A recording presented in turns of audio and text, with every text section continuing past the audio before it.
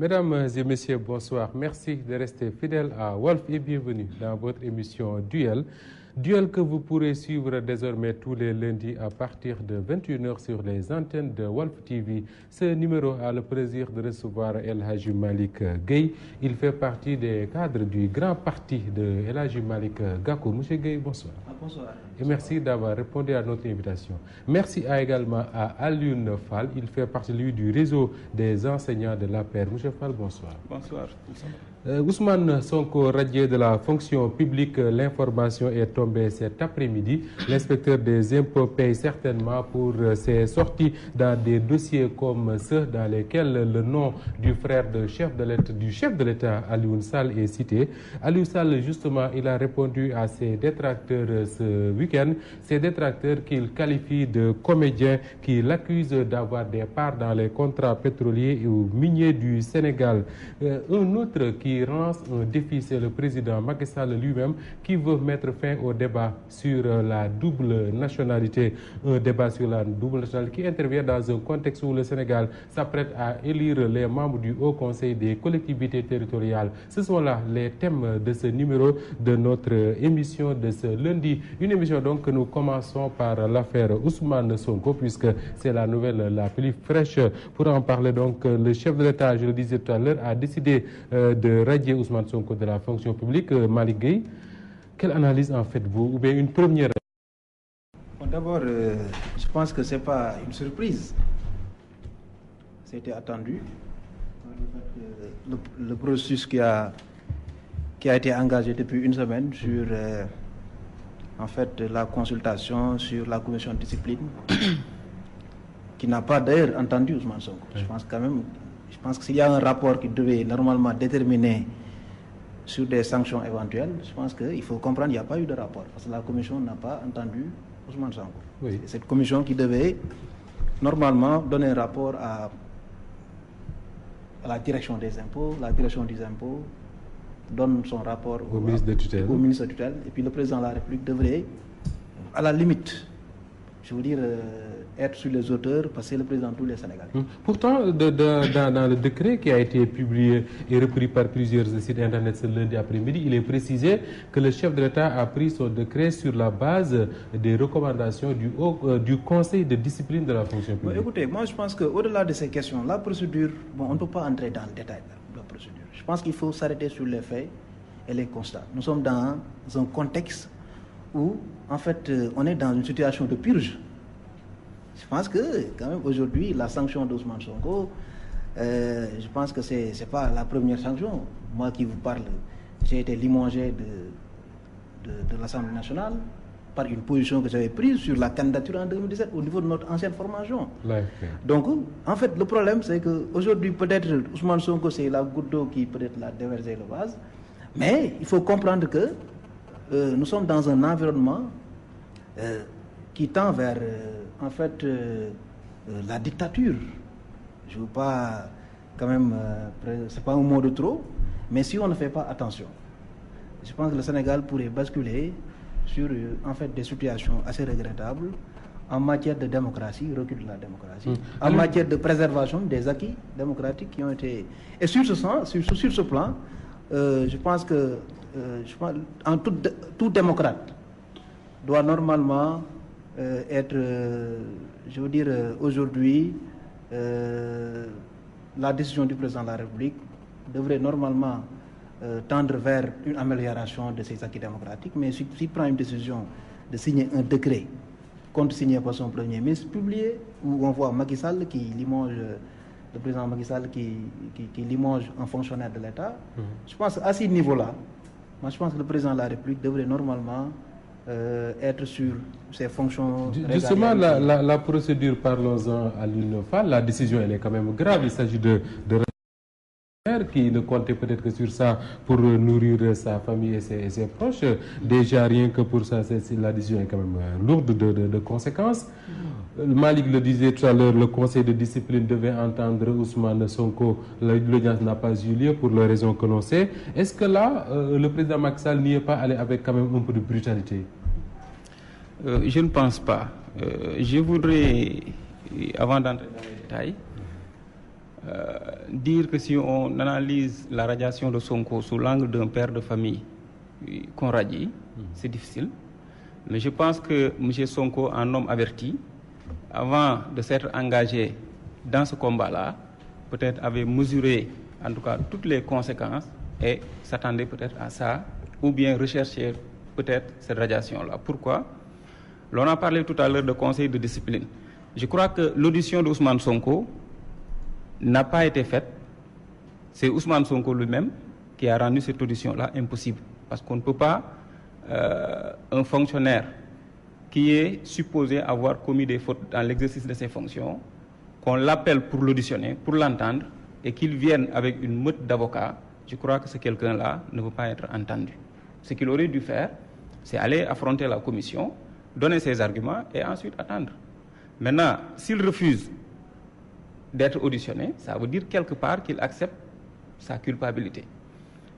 L'autre aspect, c'est la radiation en elle-même.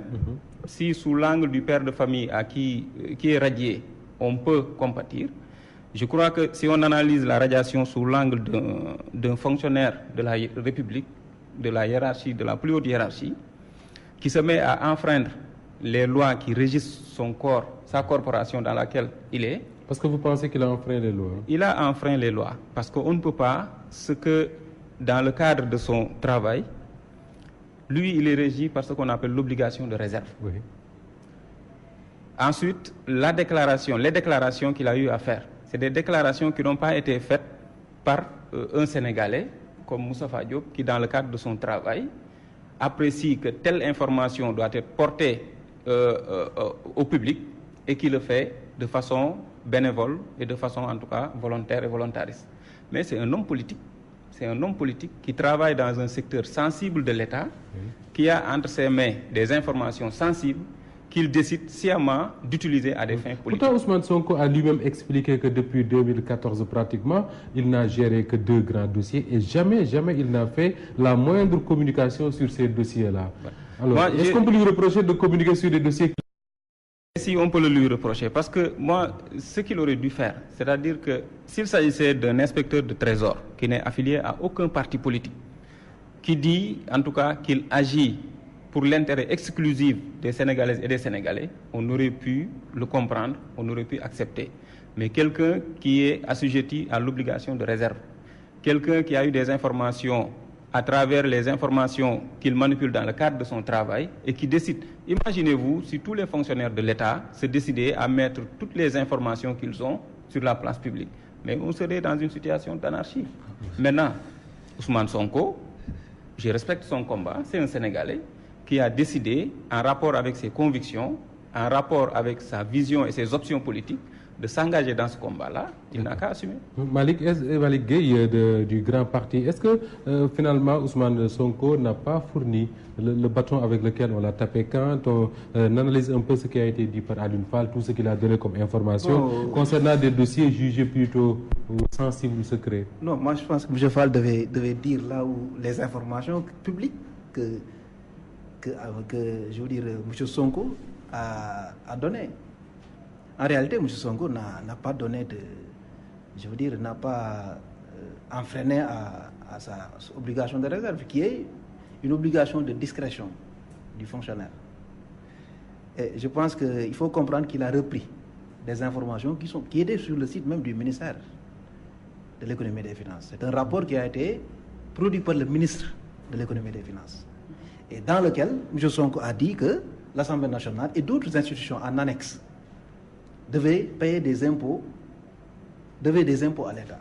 Ça, ce n'est pas des informations qu'on doit intégrer. Secret d'État, parce que c'est dans le site du ministère. Tout Sénégalais peut vraiment l'avoir et puis, je veux dire, l'utiliser dans son analyse politique. Parce que lui aussi, c'est un homme politique. Et il y a combien de fonctionnaires aujourd'hui dans le contexte dans ce contexte où il faut aller vers ce parti unique, il faut être à la paire ou ne pas avoir de promotion dans l'administration. Tous les inspecteurs des impôts, tous les fonctionnaires presque en quasi-totalité font une ruée vers la paire. Et écoutez, je pense que l'utilisation de ces informations d'utilisation des informations de l'État, l'obligation de réserve. Mais le ministre de l'Intérieur a publié des résultats qu'une institution devait faire à la place de l'institution. Vous vous rappelez le référendum? Le ministre de l'Intérieur a donné des résultats que la Sénat devait publier. Pourtant, mais ça a passé.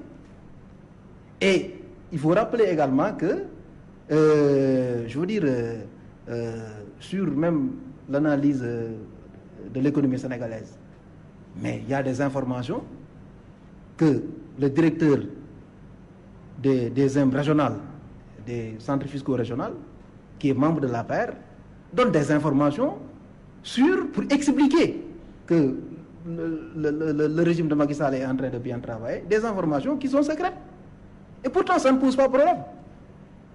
C'est des informations qui sont secrètes, mais ça ne pose pas problème.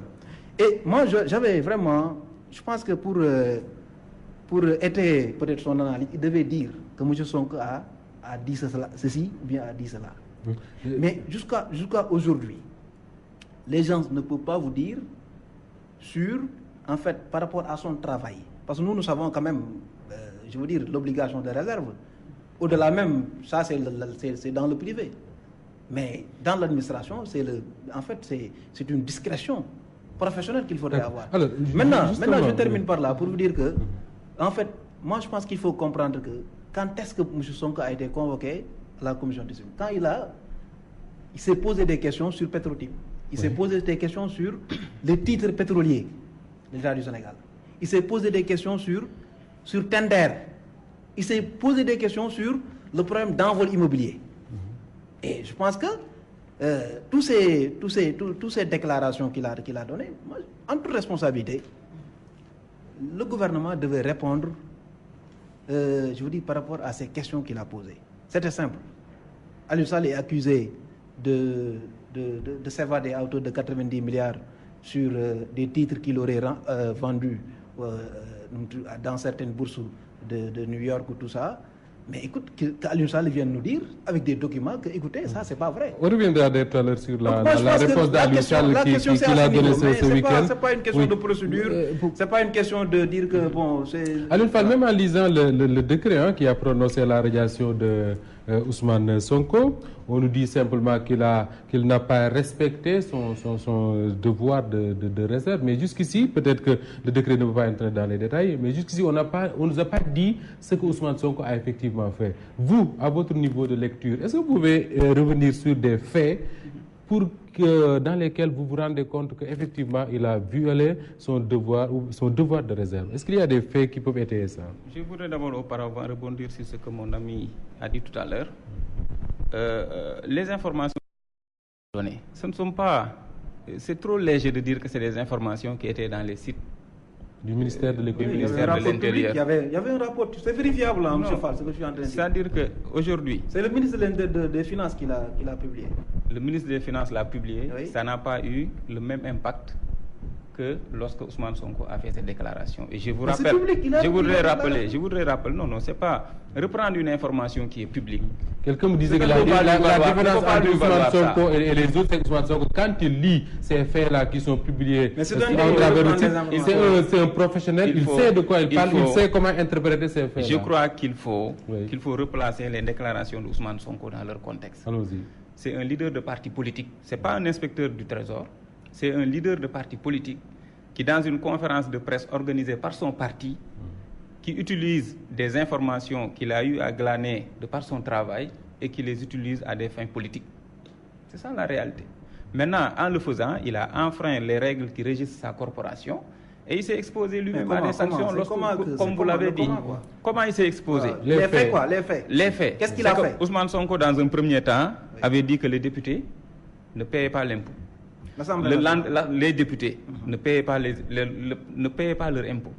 Le lendemain, je me rappelle maître El Hadj Diouf, je crois, est sorti dans les médias pour montrer son bulletin de paie, je ne sais pas comment il a appelé ça encore, son bulletin de salaire, et qui a prouvé qu'il payait les impôts. Ont effectivement été relevés et reversés. Premièrement, première mauvaise information.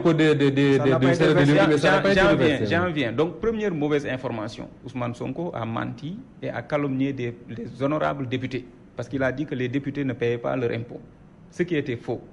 Il est revenu pour dire que l'argent a été coupé à la source, mais n'a pas été reversé. Et là, je voudrais qu'on s'y attarde un peu. Parce que celui qui gère les sous de l'État, mais je crois que c'est le ministère de l'économie et des finances. Les impôts, ceux qui travaillent savent que l'impôt est coupé à la source. Donc, logiquement, l'impôt devrait être coupé au niveau du ministère de l'économie et des finances. Non, pour l'Assemblée, c'est le questeur qui gère ça. Et lui, non, attendez, ça veut dire que lui, qui travaille au niveau, je crois, des services de recouvrement, je crois que s'il y a un problème de recouvrement, c'est lui qui devait être interpellé en premier. Et donc, sur toute la ligne, Ousmane Sonko s'est trompé dans sa démarche. Et il s'est exposé et est advenu ce qui est advenu. Malick Gueye, est-ce que la radiation de Ousmane Sonko n'est pas finalement un avertissement à tous les fonctionnaires qui seraient tentés de divulguer des informations? Parce qu'on a vu que quand il y a ce problème, Ousmane Sonko a reçu le soutien des inspecteurs des impôts. Et beaucoup disent qu'il a ses camarades dans les différents services et qu'il pourrait avoir les informations qu'il veut. Non, mais cette radiation, je pense qu'il faut l'analyser sous deux formes. En fait, premièrement, c'est d'abord une situation qui est créée pour tendre vers le parti unique. Tout le monde doit aller à la paire. La question fondamentale que les gens se posent aujourd'hui, c'est ce retour. Parce que, écoutez, moi, quand j'ai vu le président de la République rencontrer le Parti communiste chinois, vous savez, la Chine il n'y a pas deux partis, hein, il n'y a qu'un seul parti en Chine. Il les a rencontrés il y a un mois. C'est pas le premier chef d'État. Mais c'est pas un délit. Non, mais dans un contexte, c'est pas un délit. Moi, je vous dis. On est au 21e siècle. On est au 21e siècle. C'est pas un délit de rencontrer le Parti communiste chinois. Mais si on veut calquer, en fait, la vision du Parti communiste chinois. Rencontrer ne veut pas dire calquer. Non, écoutez, il y a un débat qui a été fait lors de l'audience. Vous, les Chinois, il y a même Maître Djibril War qui s'est rendu de longs textes pour défendre cette. Moi, je suis fier. Le méthode chinois. Comment vous faites, vous, les Chinois, pour maintenir en fait votre dynamique d'émergence? La réponse c'est quoi? Il faut aller vers le parti unique. Les partis là, les partis qui sont, ça vous gêne. Créer un parti unique et concentrer les Sénégalais vers Pourquoi ne pas le faire si ça peut aider à atteindre l'émergence? Non, écoutez, moi je pense je pense que si on veut être sérieux, s'il vous plaît, monsieur Fall, laissez-le terminer, je vous donne la parole tout de suite. Je voudrais dire rapidement que, en fait, l'hyperprésidentialisme, parce qu'en réalité, on a presque, au Sénégal, les fonctions du président de la République, ses prérogatives, le président, certains même disent que c'est un vice-dieu. Ça, c'est le président de la République qui nomme aux emplois civils, c'est le président de la République qui gère les carrières, il est président du conseil de la magistrature, il gère les gens, il donne les marchés, les entrepreneurs qui ne sont pas à l'APR ne peuvent pas avoir de marché. Bon, et puis les fonctionnaires qui ne sont pas à l'APR ne peuvent pas avoir de carrière. Maintenant, les fonctionnaires qui sont contre l'APR, on les sanctionne, on les radie. Et puis, ça dit, si on crée ces éléments d'opinion, parce que l'image qu'il faudrait créer, c'est que tout le monde doit aller vers le président de la République. Si vous voulez vous épanouir sur le plan économique, sur le plan social, il faut aller à l'APR. Et puis ça qui est dommage. Mais pour revenir un peu, parce que cela ne nous mène pas à gérer correctement dans la transparence des deniers publics de ce pays. Le débat de fond, c'est la transparence. Pour revenir au cas même Ousmane Sonko, et on va terminer sur ça parce qu'il nous reste beaucoup d'autres questions à discuter. L'objectif recherché par la finalement. Moi, je pense qu'il n'y a pas d'objectif.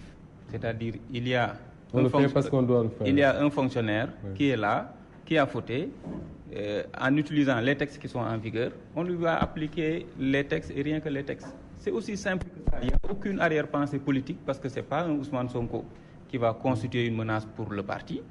Ousmane Sonko n'a jamais remporté un bureau de vote. Il ne s'est jamais pesé électoralement. Donc je crois que si on a peur, c'est peut-être de quelqu'un d'autre, mais pas de Ousmane Sonko. L'autre aspect, pour en revenir à ce que disait mon ami tout à l'heure, c'est-à-dire qu'aujourd'hui, si on parle de parti unique par rapport au Sénégal, c'est vraiment parce qu'on est en train de divaguer. La démocratie sénégalaise a atteint un niveau de non-retour. Personne ne peut ramener les Sénégalais à l'état du parti unique. Et l'autre aspect, c'est que le président Macky Sall, il n'y a pas plus démocratique que lui. C'est-à-dire qu'aujourd'hui, les gens, il y a une ruée vers la paire, il y a une ruée vers le président Macky Sall. Mais parce que tout simplement, il a eu en un temps record rendre ce pays-là attractif. Il a eu en un temps record montrer que lui au moins il a un objectif pour le Sénégal et il est en train de travailler de façon cohérente et rationnelle pour atteindre ces objectifs-là. Aujourd'hui, il y a le plan Sénégal émergent qui est la base de tout ça, mais on n'entend aucune critique par rapport à ce plan Sénégal émergent-là parce que vous n'avez rien à dire. Maintenant, vous faites de l'agitation sur des questions éminemment politiques qui vraiment n'ont aucune sorte d'intérêt pour les Sénégalais. Justement, quelqu'un qui dit être victime d'une agitation politique, c'est Alioune Sall, hein, le frère du chef de l'État. On l'a accusé plusieurs fois de bénéficier de parts dans les contrats de pétroliers, miniers signés récemment au Sénégal. Sa réponse a été de dire à ses accusateurs que c'est des comédiens, ils montent des scénarios, ils pourraient être bien à Hollywood ou bien à Bollywood. Est-ce que Alioune Sall, c'était la réponse qui était attendue du maire de Guédiawaye? Mais tout à fait, c'est même pas de bon comédien. Parce qu'un bon comédien, il a un bon texte. Je crois que lorsqu'on porte sur quelqu'un des accusations aussi graves, on devrait pouvoir en apporter la preuve. Aujourd'hui, si ceux qui ont si Ousmane Sonko avait la preuve de ce qu'il a avancé, il sort ça et le débat est clos. Mais on ne peut pas, et je crois que c'est un danger, l'un des dangers qui guette le Sénégal, qu'on puisse accuser les Sénégalais et les Sénégalaises n'importe comment, quand on veut, quand il y va de votre intérêt, vous l'accusez, vous faites de l'agitation politique sur des choses qui ne reposent sur rien. Aujourd'hui, Ousmane Sonko aurait dû nous montrer l'exemplaire ou bien les photocopies de ces contrats-là. Alors, Alioune Sall a dit à qui veut l'entendre que jusqu'à Idrissa Seck parlait de l'extinction du soleil, lui dit jusqu'à l'extinction de l'univers, personne ne pourra prouver qu'il a des parts dans les contrats signés par l'État du Sénégal. Il dit même que ce qui a été fait du temps de Wade avec Karim Wade lui-même. N'est-ce pas là qui devrait trancher le débat une bonne fois pour toutes, Malick Gueye? Vous savez, moi je pense qu'il faut comprendre que cette situation-là en fait, l'histoire du pétrole et du gaz, je pense que ça peut créer, je veux dire, des interrogations énormes sur l'opinion sénégalaise. On s'interroge déjà. On s'interroge déjà parce que, d'abord, il faut comprendre que même la communication que l'État est en train de donner est une communication rétroactive basée sur le fait que, bon, écoutez, les contrats ont été faits en 2000 avant que Macky Sall soit là. C'est-à-dire que avant que Macky Sall soit là, on a donné le premier titre à Timis, on a donné le premier titre à, je veux dire, Tender. Bon, écoutez, mais il faut comprendre que Macky Sall était directeur des bases de données. Déjà en 98-99 du Petrosen, de la Société nationale de l'énergie Petrosen. Ah bon? Et non, il était DG de Petrosen. Non, mais si vous ne savez pas que Macky Sall était directeur général de Petrosen. Il a été après l'arrivée de Wade au pouvoir. Hein? Après l'arrivée de Wade au pouvoir. Il a été DG après l'arrivée de Wade. Non, je veux dire, mais il travaillait dans la base de données. Okay. De la carte pétrolière du Sénégal. Okay. Non, écoutez, il faut... Maintenant, c'est-à-dire que les phases d'exploration, les phases de recherche, les phases d'exploitation, je pense qu'il faut différencier ces trois phases pour comprendre le phénomène et comprendre pourquoi des gens, je veux dire, Abdoul Mbaye qui fait une lettre, bon, écoutez, il n'est pas n'importe qui. C'est-à-dire que, je veux dire, il a été Premier ministre, il a engagé la vision du président de la République. Quand il s'interroge sur un certain nombre de contrats, mais les Sénégalais, bon, moi, il ne s'adresse pas à la paire, mais il s'adresse aux Sénégalais, pour que les Sénégalais puissent s'interroger sur les ressources naturelles. Moi, je ne peux pas aujourd'hui, face à ces allégations, à ces interrogations qu'un certain nombre de leaders sont en train de se poser, une simple réponse que moi, je ne porte pas plainte parce que je n'ai pas le temps des procès. Mais écoute, si on te diffame, il faut porter plainte pour qu'on éclaircisse la situation. Qui a dit ça? Non, il a dit dans son interview. Moi, je n'ai pas le temps je n'ai pas le temps des procès. Mon énergie, je vais le garder ailleurs parce que j'ai autre chose à faire. Il a parfaitement raison. Donc, il a parfaitement raison. Bon, peut-être perdre l'argument, peut-être aussi que les choses ne soient pas claires par rapport à ces interrogations-là. Et puis, la réponse du Premier ministre par rapport à la lettre. Lui, il s'arrête sur Sonko. Je pense qu'il faut comprendre, il faut lire la lettre de l'ancien Premier ministre Abdoul Mbaye. Parce que apparemment, vous pensiez que Sonko a, sur l'affaire pétrolière, ce que Sonko a dit, non, Sonko n'a rien presque dit sur les affaires. C'est Abdoul Mbaye qui a fait une lettre pour s'interroger sur des contrats que l'État du Sénégal a engagés. Et les réponses du Premier ministre, qui n'ont pas tardé, le Premier ministre a répondu par une lettre. Oui. Et dans la lettre du Premier ministre, qu'est-ce que le Premier ministre nous dit? Je vous demande, Monsieur le Premier ministre, Monsieur le Premier ministre, d'attendre le rapport de la commission d'exploitation ITE. Mais cette commission-là, qui est le président? Ismaël Madior Fall. Ismaël Madior Fall a écrit dans son livre. Monsieur Fall, je voudrais que vous notez cela. Ismaël Madior Fall a écrit dans son livre que le Conseil constitutionnel, son avis est consultatif dans un livre. Le président de la République consulte le Conseil constitutionnel. Ismaël Madior Fall sort dans la presse pour dire que l'avis ne lit pas le président de la République. Alors qu'il l'a écrit dans son livre. Dans son livre. Vous pensez que cette personne-là va faire un rapport? Vous doutez de sa crédibilité? Non, moi je ne doute pas de sa crédibilité. Il est cohérent. Non, c'est pas une question de cohérence. Il dit que l'avis ne lit pas le président. Non, il a écrit dans son livre. Ouais. Tu ne peux pas avoir deux convictions. Que l'avis ne lit pas le président. Il est revenu pour dire que l'avis lit le président. L'avis lit le président. C'est ça qui s'est passé. Écoutez, moi je pense que c'est des positions antagonistes. C'est pas ce qu'il a dit, hein? Non, il a non. C'est pas ce que vous avez dit. Non, le conseil. Mais je rappelle ce que Ismaël Madior a exactement dit. Ce qu'il a écrit dans son livre. Voilà. Ce qu'il a écrit dans son livre, c'est que le Conseil constitutionnel, son avis n'est pas consultatif. Alors, ce débat-là est dépassé. Au-delà de ça, je voudrais terminer par rapidement, pour vous dire que, en fait, moi je pense qu'il faut comprendre que bon, il y a des questions essentielles sur lesquelles les Sénégalais doivent ouvrir les ressources naturelles du Sénégal.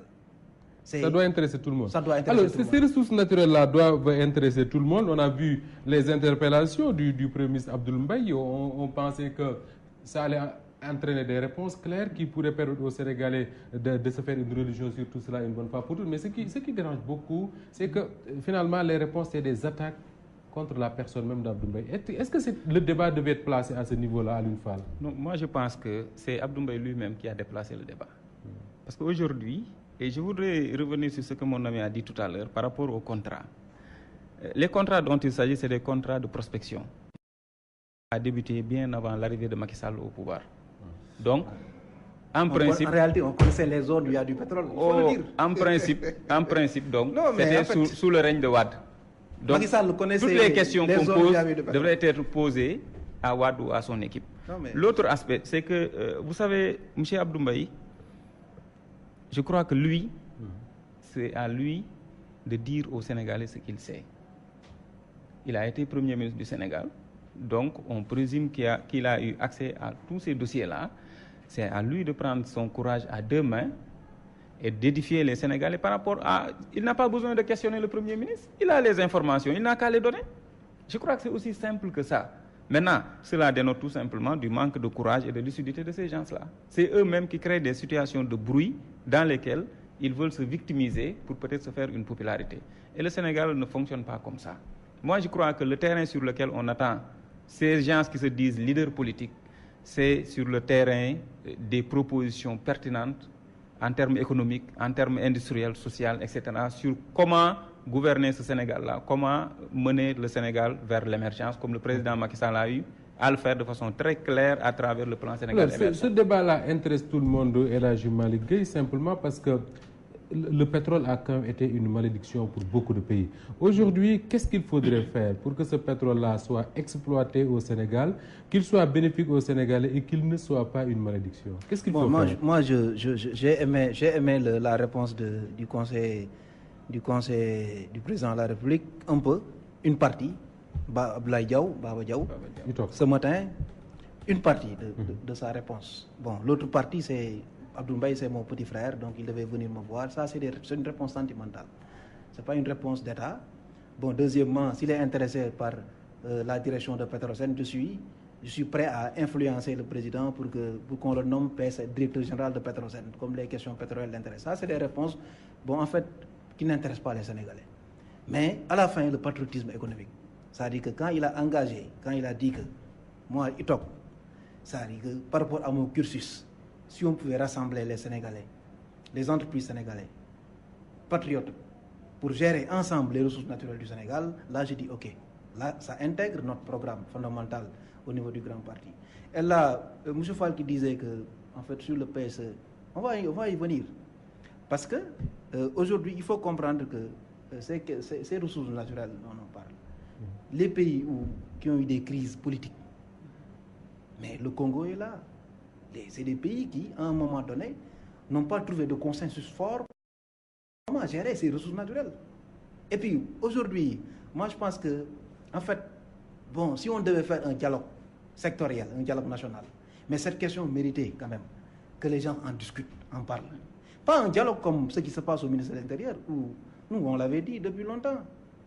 Il ne faut pas y aller. Les gens sont partis là-bas pendant 1 mois. Et là, le ministre de l'Intérieur, mais écoutez, les impose une révision partielle du fichier électoral, alors que les gens n'étaient pas d'accord.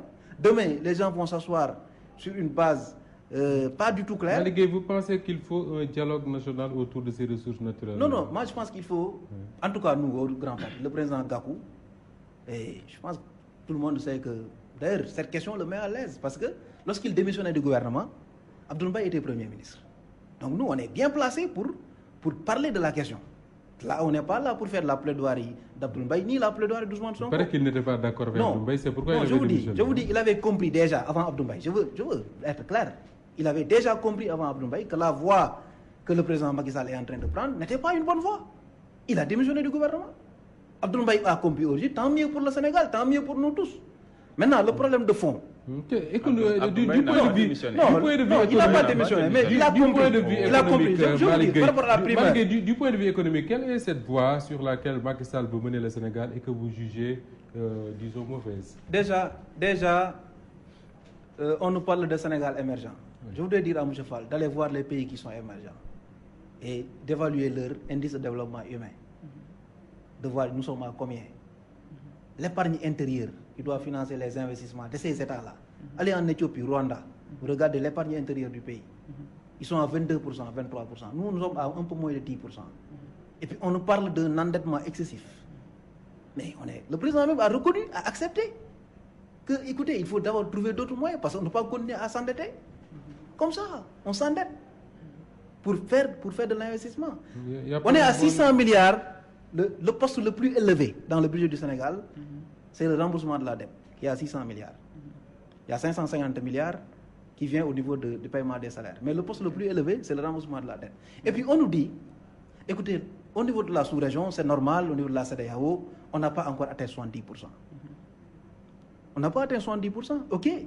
Mais quand même, il faut voir, en fait, les bases, même économiques de ces pays-là, qui sont à 65%, 60%. Nous, est-ce que nous, on est un peu, par rapport aux ressources, je veux dire, primitifs de l'État, les ressources réelles, engager des endettements à hauteur de paiement de 1000 milliards par rapport à notre budget. Nous savons que nous mobilisons entre 1000 et 1500 milliards entre la douane, le trésor, les ressources réelles. Et là, je voudrais vous dire, M. Fall, le débat économique que vous engagez sur le PSE, vous nous dites que, en fait, vous êtes à 6 ou 5% l'année passée.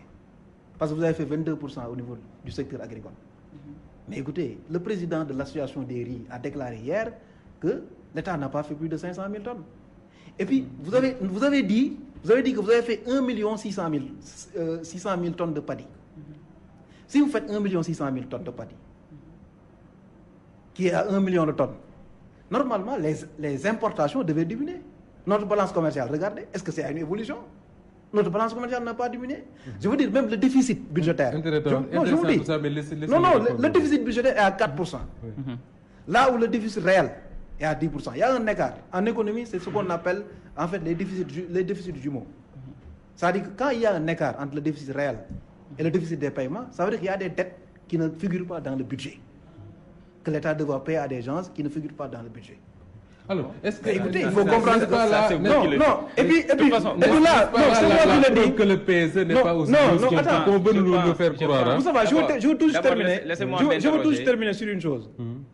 La présidente brésilienne est en train d'être auditionnée par le Sénat pour avoir manipulé des chiffres de l'État. Tout à fait.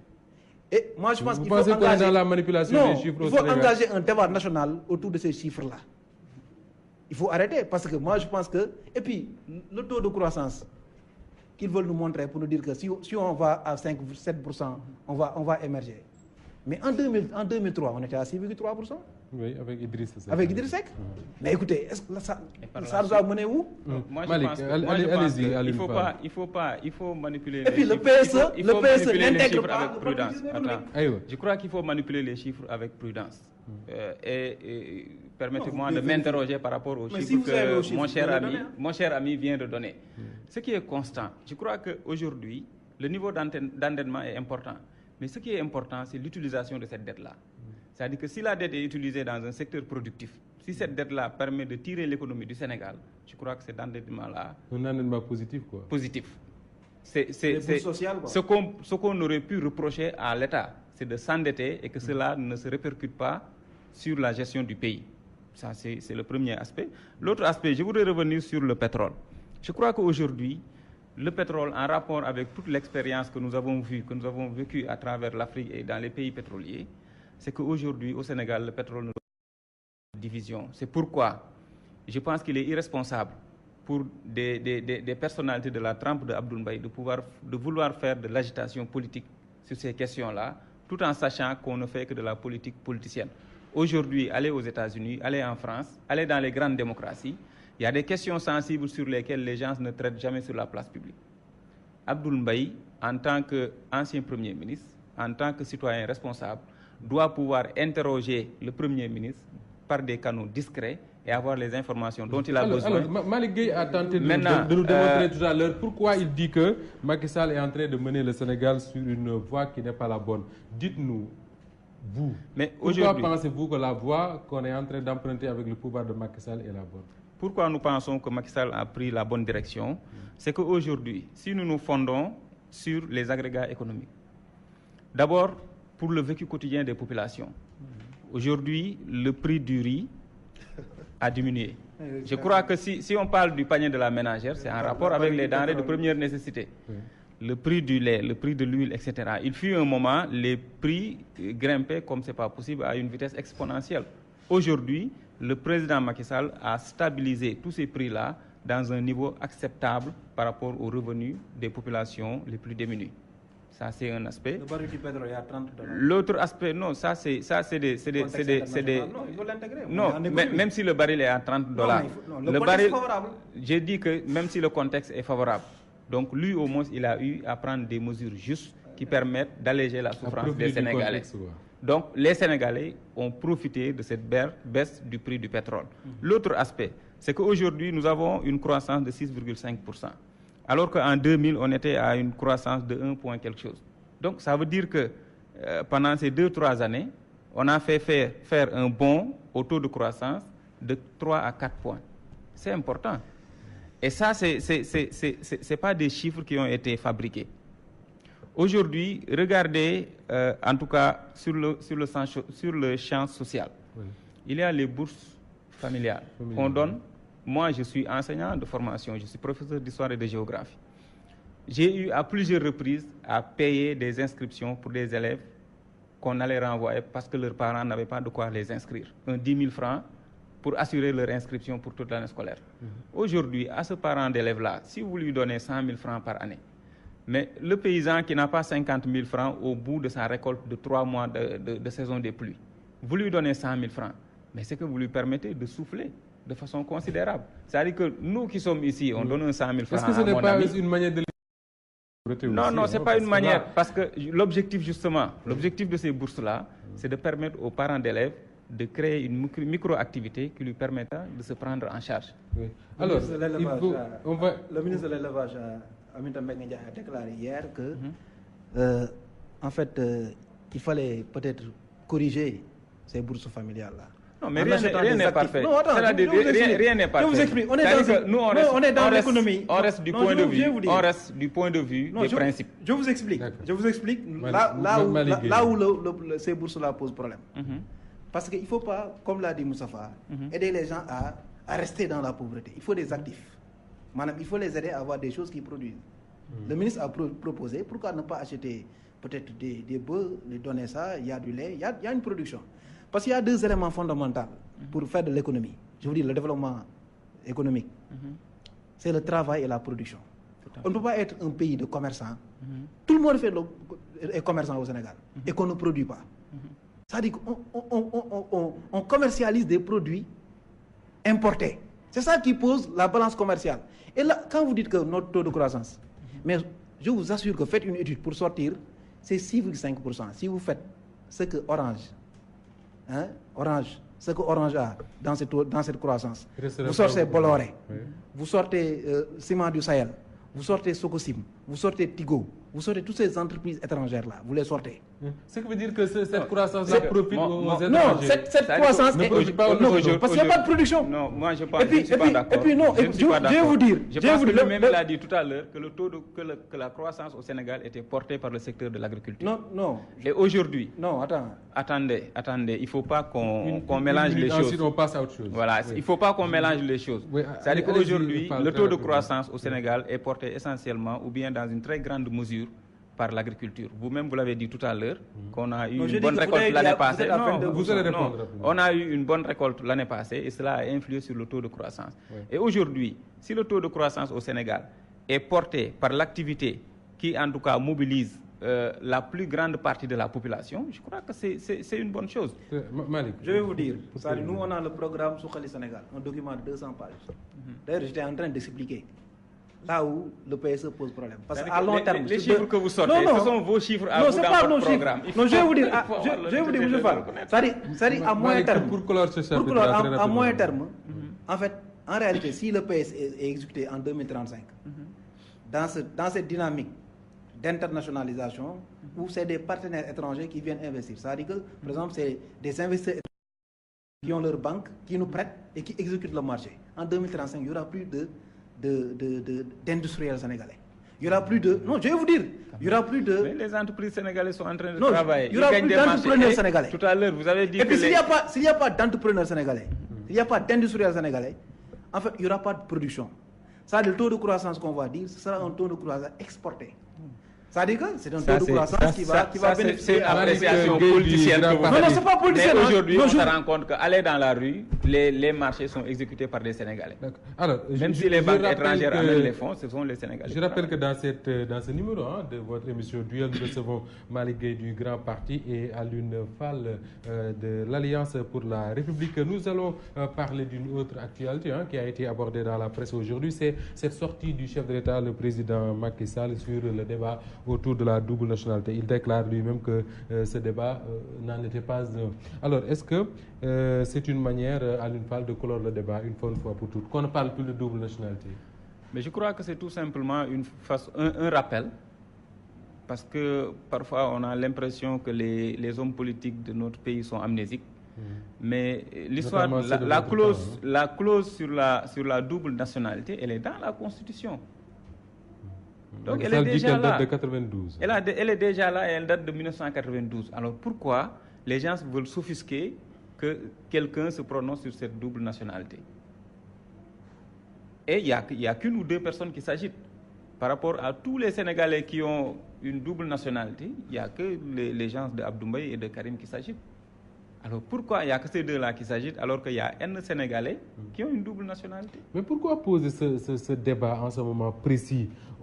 Ce débat, on ne l'a pas posé avant. Pourquoi avoir choisi ce moment précis pour qu'un Benoît Sambou, par exemple, sorte de sa boîte pour nous dire qu'il faut que les gens qui prétendent diriger le Sénégal puissent renoncer à leur double nationalité, à leur deuxième nationalité, au moins 5 ans avant l'élection? Pourquoi poser un tel débat en ce moment précis? Moi, je pense que le débat sur la double nationalité ne date pas d'aujourd'hui. Ce débat ne date pas, je me rappelle déjà, avant 2012, les gens avaient, en tout cas, agité cette histoire de double nationalité par rapport à Karim Wade. Donc je crois que c'est un débat qui ne date pas d'aujourd'hui. Maintenant, il faut que les gens... Vous la trouvez pertinente, la proposition de Benoît Sambou? Je trouve que c'est une proposition qui est pertinente du point de vue du principe. Parce que lorsque quelqu'un, vraiment, quand même, en tout cas, a l'ambition de diriger ce pays-là, lorsque quelqu'un veut que les Sénégalaises et les Sénégalais lui confient leur destin, ce quelqu'un-là doit être assez patriote, doit montrer des preuves de patriotisme, en tout cas, lui confier leur destin.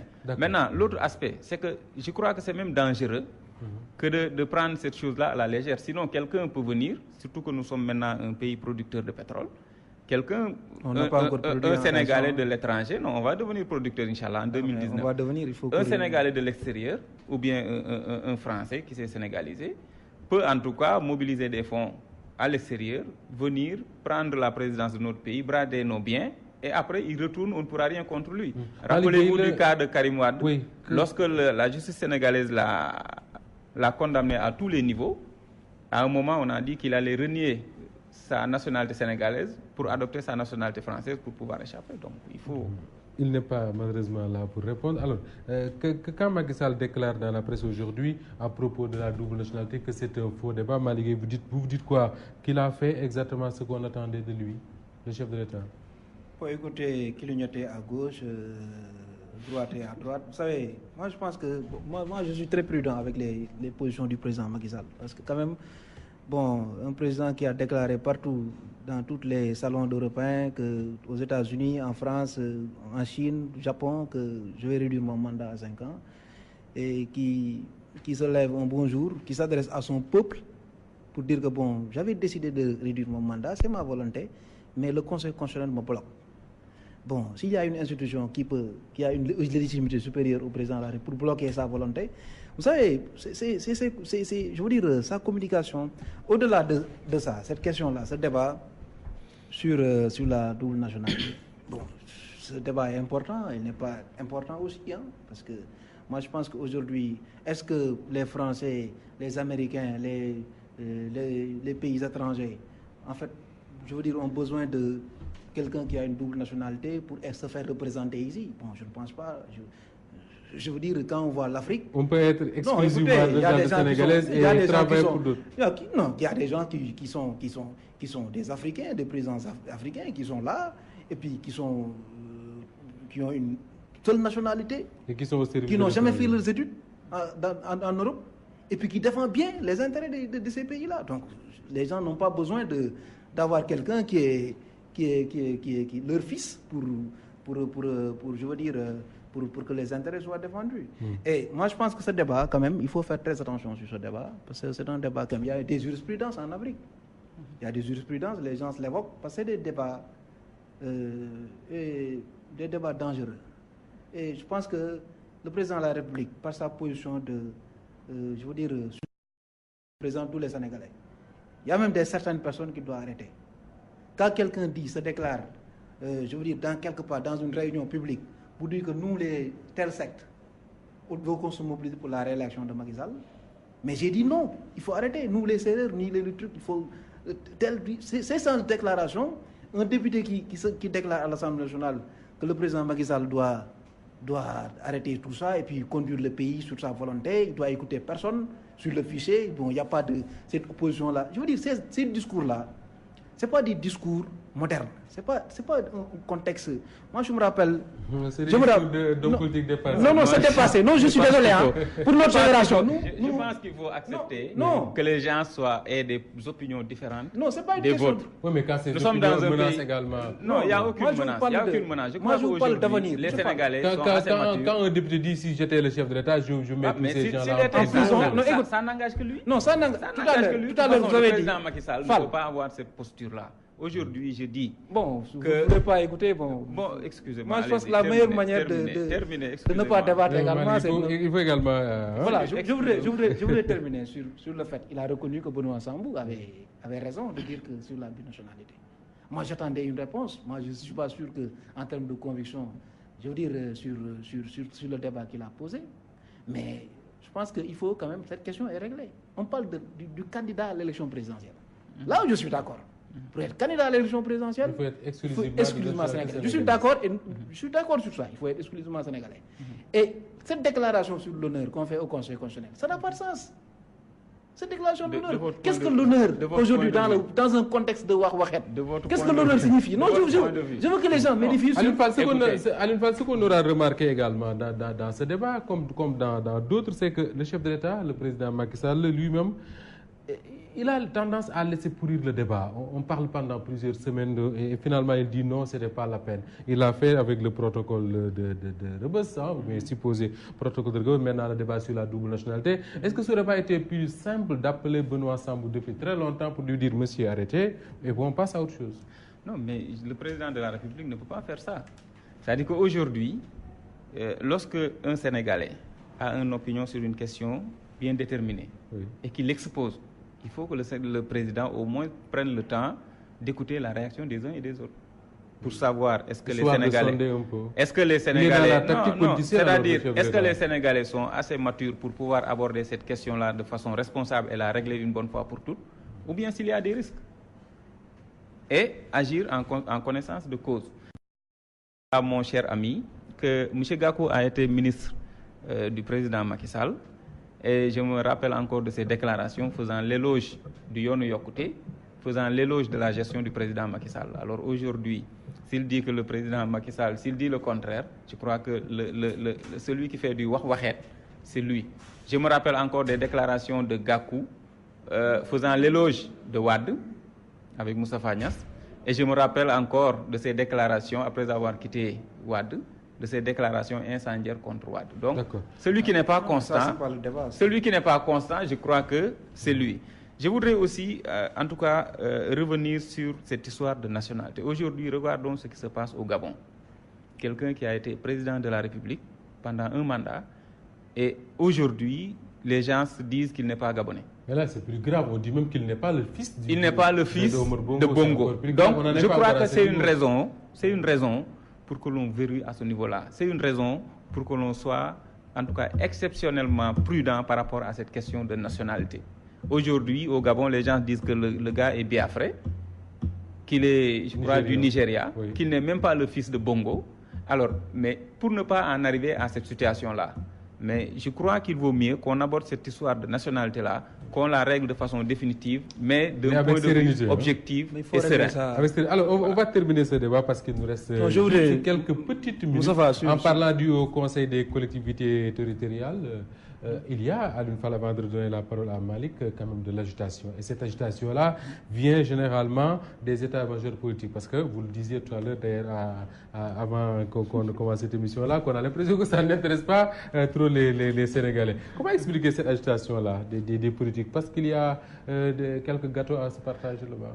Non, pas forcément parce qu'il y a des gâteaux à partager, mais parce qu'il y a des hommes politiques convaincus qui veulent se mettre au service de leur pays et qui ont jugé... Ils se bagarrent parce qu'ils veulent se mettre... Non, ce n'est pas une question de se bagarrer. Ce n'est pas une question de bagarre. Il y a des postes qui sont là. On doit choisir des hauts conseillers, des collectivités territoriales. Toutes les Sénégalaises et tous les Sénégalais qui, en tout cas, se sentent à mesure de pouvoir aider leur pays dans ce cadre-là, peuvent postuler à ça. C'est pourquoi le choix est difficile. Malick, vous avez boycotté d'ailleurs votre parti cette élection-là. Pourquoi? Nous, on a boycotté parce que le Haut Conseil des terroirs n'a pas de sens. N'a pas de sens à notre niveau parce que je pense qu'il faut une commission nationale des terroirs dirigée par Djibo Leïdiga, un Conseil des terroirs dirigé par Ousmane Tanor Dieng, éventuellement.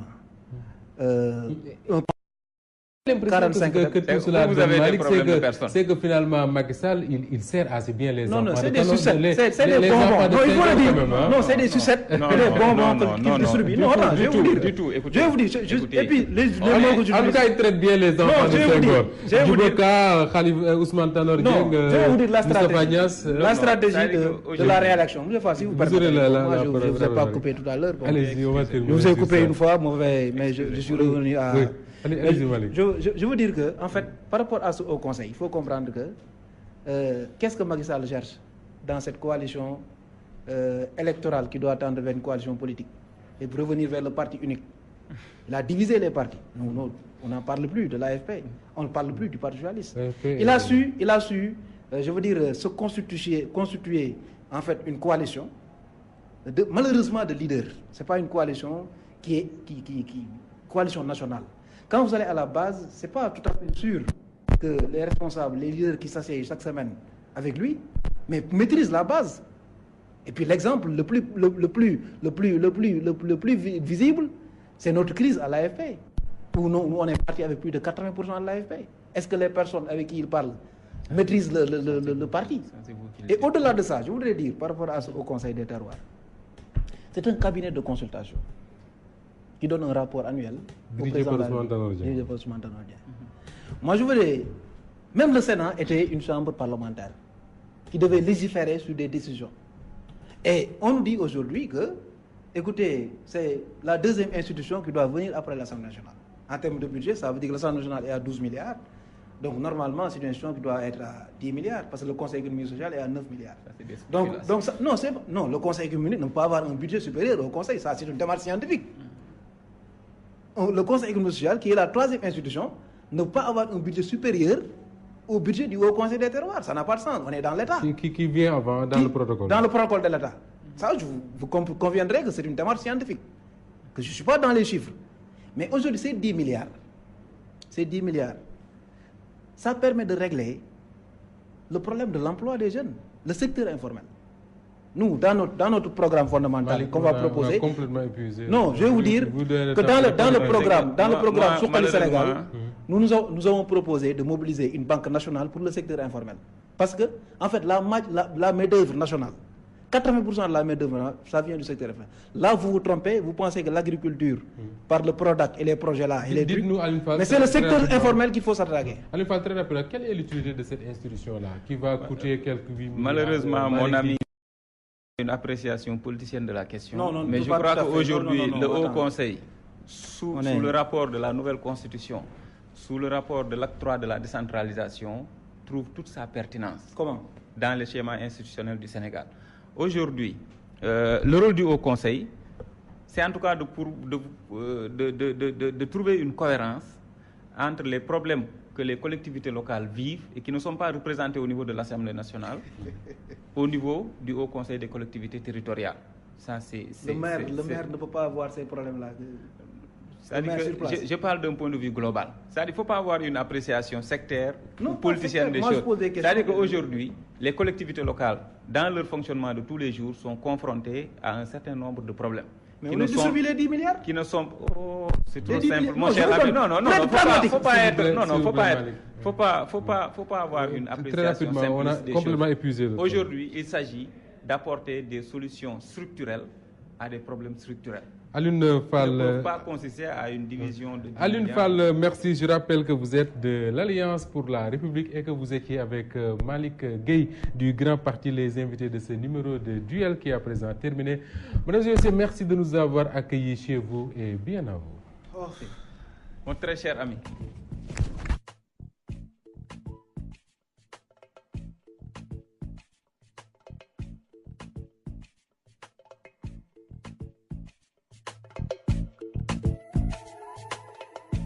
C'est un rapport qui a été produit par le ministre de l'économie et des finances et dans lequel M. Sonko a dit que l'Assemblée nationale et d'autres institutions en annexe devaient payer des impôts à l'État. Ça, ce n'est pas des informations qu'on doit intégrer. Secret d'État, parce que c'est dans le site du ministère. Tout Sénégalais peut vraiment l'avoir et puis, je veux dire, l'utiliser dans son analyse politique. Parce que lui aussi, c'est un homme politique. Et il y a combien de fonctionnaires aujourd'hui dans le contexte dans ce contexte où il faut aller vers ce parti unique, il faut être à la paire ou ne pas avoir de promotion dans l'administration. Tous les inspecteurs des impôts, tous les fonctionnaires presque en quasi-totalité font une ruée vers la paire. Et écoutez, je pense que l'utilisation de ces informations, l'utilisation des informations de l'État, l'obligation de réserve. Mais le ministre de l'Intérieur a publié des résultats qu'une institution devait faire à la place de l'institution. Vous vous rappelez le référendum. Le ministre de l'Intérieur a donné des résultats que la Sénat devait publier. Pourtant, mais ça a passé. Et il faut rappeler également que, je veux dire, sur même l'analyse de l'économie sénégalaise, mais il y a des informations que le directeur des IMP régionales, des centres fiscaux régionaux, qui est membre de l'APR, donne des informations pour expliquer que le régime de Macky Sall est en train de bien travailler, des informations qui sont secrètes. Et pourtant, ça ne pose pas problème. C'est des informations qui sont secrètes, mais ça ne pose pas problème. Et moi, j'avais vraiment... Je pense que pour étayer peut-être son analyse, il devait dire que M. Sonko a dit ceci ou bien a dit cela. Mais jusqu'à aujourd'hui, les gens ne peuvent pas vous dire en fait, par rapport à son travail. Parce que nous savons quand même, je veux dire, l'obligation de réserve. Au-delà même, ça c'est dans le privé. Mais dans l'administration, en fait, c'est une discrétion professionnelle qu'il faudrait avoir. Alors, maintenant, je termine par là pour vous dire que, en fait, moi je pense qu'il faut comprendre que quand est-ce que M. Sonko a été convoqué à la commission de discipline, quand il s'est posé des questions sur Petrotim, il s'est posé des questions sur les titres pétroliers de l'État du Sénégal, il s'est posé des questions sur Tender, il s'est posé des questions sur le problème d'envol immobilier. Et je pense que toutes ces déclarations qu'il a données, en toute responsabilité, le gouvernement... Part qu'il accepte sa culpabilité. L'autre aspect, c'est la radiation en elle-même. Si sous l'angle du père de famille qui est radié, on peut compatir, je crois que si on analyse la radiation sous l'angle d'un fonctionnaire de la République, de la hiérarchie, de la plus haute hiérarchie, qui se met à enfreindre les lois qui régissent son corps, sa corporation dans laquelle il est. Parce que vous pensez qu'il a enfreint les lois? Il a enfreint les lois. Parce qu'on ne peut pas, dans le cadre de son travail, lui, il est régi par ce qu'on appelle l'obligation de réserve. Oui. Ensuite, les déclarations qu'il a eu à faire, c'est des déclarations qui n'ont pas été faites par un Sénégalais, comme Moustapha Diop, qui, dans le cadre de son travail, apprécie que telle information doit être portée au public et qui le fait de façon bénévole et de façon en tout cas volontaire et volontariste. Mais c'est un homme politique. C'est un homme politique qui travaille dans un secteur sensible de l'État, qui a entre ses mains des informations sensibles qu'il décide sciemment d'utiliser à des fins politiques. Pourtant, Ousmane Sonko a lui-même expliqué que depuis 2014 pratiquement, il n'a géré que 2 grands dossiers et jamais il n'a fait la moindre communication sur ces dossiers-là. Alors, est-ce qu'on peut lui reprocher de communiquer sur des dossiers? Si on peut le lui reprocher, parce que moi, ce qu'il aurait dû faire, c'est-à-dire que s'il s'agissait d'un inspecteur de trésor qui n'est affilié à aucun parti politique, qui dit en tout cas qu'il agit pour l'intérêt exclusif des Sénégalaises et des Sénégalais, on aurait pu le comprendre, on aurait pu accepter. Mais quelqu'un qui est assujetti à l'obligation de réserve, quelqu'un qui a eu des informations à travers les informations qu'il manipule dans le cadre de son travail et qui décide. Imaginez-vous si tous les fonctionnaires de l'État se décidaient à mettre toutes les informations qu'ils ont sur la place publique. Mais on serait dans une situation d'anarchie.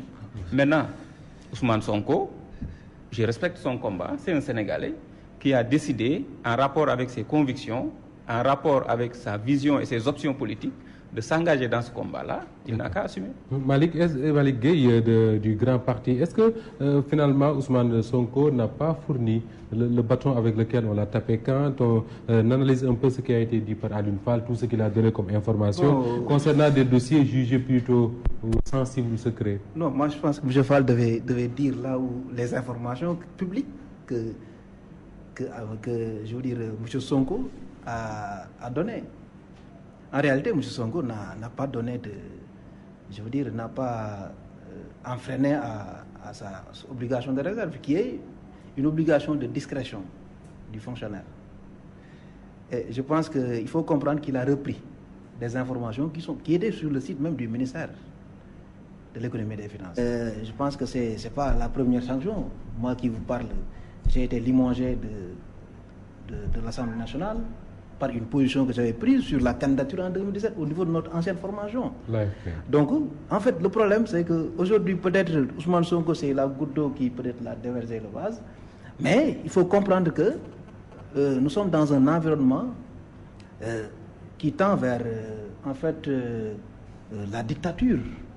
Je ne veux pas, quand même, c'est pas un mot de trop, mais si on ne fait pas attention, je pense que le Sénégal pourrait basculer sur en fait des situations assez regrettables en matière de démocratie, recul de la démocratie, en matière de préservation des acquis démocratiques qui ont été... Et sur ce plan, je pense que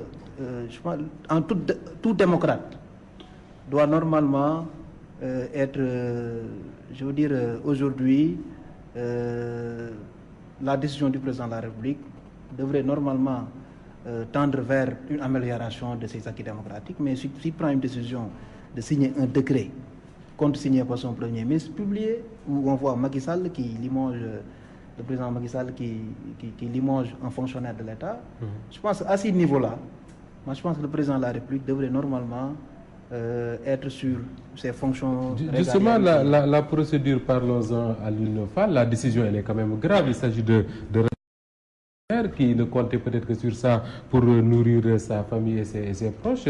Déjà, rien que pour ça, la décision est quand même lourde de conséquences. Malik le disait tout à l'heure, le conseil de discipline devait entendre Ousmane Sonko. L'audience n'a pas eu lieu pour les raisons que l'on sait. Est-ce que là, le président Macky Sall n'y est pas allé avec quand même un peu de brutalité? Je ne pense pas. Je voudrais, avant d'entrer dans les détails, dire que si on analyse la radiation de Sonko sous l'angle d'un père de famille qu'on radie, c'est difficile.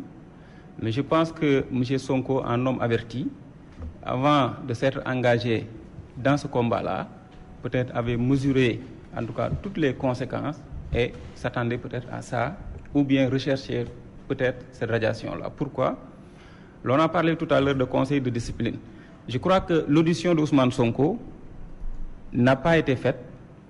C'est Ousmane Sonko lui-même qui a rendu cette audition-là impossible. Parce qu'on ne peut pas, un fonctionnaire qui est supposé avoir commis des fautes dans l'exercice de ses fonctions, qu'on l'appelle pour l'auditionner, pour l'entendre, et qu'il vienne avec une meute d'avocats, je crois que ce quelqu'un-là ne veut pas être entendu. Ce qu'il aurait dû faire, c'est aller affronter la commission, donner ses arguments et ensuite attendre. Maintenant, s'il refuse d'être auditionné, ça veut dire quelque chose. Devait répondre, je vous dis, par rapport à ces questions qu'il a posées. C'était simple. Aliou Sall est accusé de s'évader à hauteur de 90 milliards sur des titres qu'il aurait vendus dans certaines bourses de New York ou tout ça. Mais écoute, qu'Aliou Sall vienne nous dire, avec des documents, que écoutez, ça, c'est pas vrai. On reviendra tout à l'heure sur la réponse d'Aliou Sall qu'il a donnée ce week-end. C'est pas une question de procédure, c'est pas une question de dire que, bon, c'est... Aliou Fall, même en lisant le décret qui a prononcé la radiation de Ousmane Sonko, on nous dit simplement qu'il n'a pas respecté son devoir de réserve. Mais jusqu'ici, peut-être que le décret ne peut pas entrer dans les détails, mais jusqu'ici, on ne nous a pas dit ce que Ousmane Sonko a effectivement fait. Vous, à votre niveau de lecture, est-ce que vous pouvez revenir sur des faits dans lesquels vous vous rendez compte qu'effectivement, il a violé son devoir de réserve? Est-ce qu'il y a des faits qui peuvent étayer ça? Je voudrais d'abord auparavant rebondir sur ce que mon ami a dit tout à l'heure. Les informations données, ce ne sont pas... C'est trop léger de dire que c'est des informations qui étaient dans les sites du ministère de l'Économie. Il y avait un rapport, c'est vérifiable, M. Fall, ce que je suis en train de dire. C'est-à-dire qu'aujourd'hui... C'est le ministre des Finances qui l'a publié. Le ministre des Finances l'a publié, oui. Ça n'a pas eu le même impact que lorsque Ousmane Sonko a fait cette déclaration. Et je vous rappelle, je voudrais rappeler, non, c'est pas reprendre une information qui est publique. Quelqu'un me disait que la différence entre Ousmane Sonko et les autres, c'est Ousmane Sonko, quand il lit ces faits-là qui sont publiés, c'est un professionnel, il sait de quoi il parle, il sait comment interpréter ces faits. Je crois qu'il faut replacer les déclarations d'Ousmane Sonko dans leur contexte. Allons-y. C'est un leader de parti politique, c'est pas un inspecteur du Trésor. C'est un leader de parti politique qui, dans une conférence de presse organisée par son parti, qui utilise des informations qu'il a eu à glaner de par son travail et qui les utilise à des fins politiques. C'est ça la réalité. Maintenant, en le faisant, il a enfreint les règles qui régissent sa corporation et il s'est exposé lui-même à des sanctions, comme vous l'avez dit. Comment il s'est exposé? Les faits, quoi, les faits. Qu'est-ce qu'il a fait? Ousmane Sonko, dans un premier temps, avait dit que les députés ne payaient pas l'impôt. Les députés ne payaient pas leur impôt. Le lendemain, je me rappelle maître El Hadj Diouf, je crois, est sorti dans les médias pour montrer son bulletin de paie, je ne sais pas comment il a appelé ça encore, son bulletin de salaire, et qui a prouvé qu'il payait des impôts. Les impôts ont effectivement été relevés et reversés. Premièrement, la nuance est importante. Première mauvaise information. Les impôts J'en viens. Donc, première mauvaise information. Ousmane Sonko a menti et a calomnié les honorables députés. Parce qu'il a dit que les députés ne payaient pas leurs impôts. Mesdames et messieurs, bonsoir. Merci de rester fidèles à Walf et bienvenue dans votre émission Duel. Duel que vous pourrez suivre désormais tous les lundis à partir de 21h sur les antennes de Walf TV. Ce numéro a le plaisir de recevoir El Hadji Malick Gueye. Il fait partie des cadres du grand parti de El Hadji Malick Gakou. Monsieur Gueye, bonsoir. Bonsoir. Et merci d'avoir répondu à notre invitation. Merci également à Alioune Fall. Il fait partie, lui, du réseau des enseignants de l'APR. Monsieur Fall, bonsoir. Bonsoir. Ousmane Sonko, radié de la fonction publique, l'information est tombée cet après-midi. L'inspecteur des impôts paye certainement pour ses sorties dans des dossiers comme ceux dans lesquels le nom du frère du chef de l'État, Alioune Sall, est cité. Alioune Sall, justement, il a répondu à ses détracteurs ce week-end. Ces détracteurs qu'il qualifie de comédiens, qui l'accusent d'avoir des parts dans les contrats pétroliers ou miniers du Sénégal. Un autre qui lance un défi, c'est le président Macky Sall lui-même, qui veut mettre fin au débat sur la double nationalité. Un débat sur la double nationalité qui intervient dans un contexte où le Sénégal s'apprête à élire les membres du Haut Conseil des collectivités territoriales. Ce sont là les thèmes de ce numéro de notre émission de ce lundi. Une émission donc que nous commençons par l'affaire Ousmane Sonko, puisque c'est la nouvelle la plus fraîche. Pour en parler donc, le chef de l'État, je le disais tout à l'heure, a décidé de radier Ousmane Sonko de la fonction publique. Malick Gueye, quelle analyse en faites-vous, ou bien une première? Bon, d'abord, je pense que ce n'est pas une surprise. C'était attendu. Le processus qui a été engagé depuis une semaine sur en fait la consultation sur la commission de discipline qui n'a pas d'ailleurs entendu Ousmane Sonko. Je pense que s'il y a un rapport qui devait normalement déterminer sur des sanctions éventuelles, je pense qu'il faut comprendre qu'il n'y a pas eu de rapport parce que la commission n'a pas entendu Ousmane Sonko. Oui. C'est cette commission qui devait normalement donner un rapport à la direction des impôts. La direction des impôts donne son rapport au ministre de tutelle. Et puis le président de la République devrait, à la limite, je veux dire, être sur les auteurs parce que c'est le président de tous les Sénégalais. Pourtant, dans le décret qui a été publié et repris par plusieurs sites internet ce lundi après-midi, il est précisé que le chef de l'État a pris son décret sur la base des recommandations du Conseil de discipline de la fonction publique. Bon, écoutez, moi je pense qu'au-delà de ces questions, la procédure, on ne peut pas entrer dans le détail de la procédure. Je pense qu'il faut s'arrêter sur les faits et les constats. Nous sommes dans un contexte où, en fait, on est dans une situation de purge. Je pense que, quand même, aujourd'hui, la sanction d'Ousmane Sonko,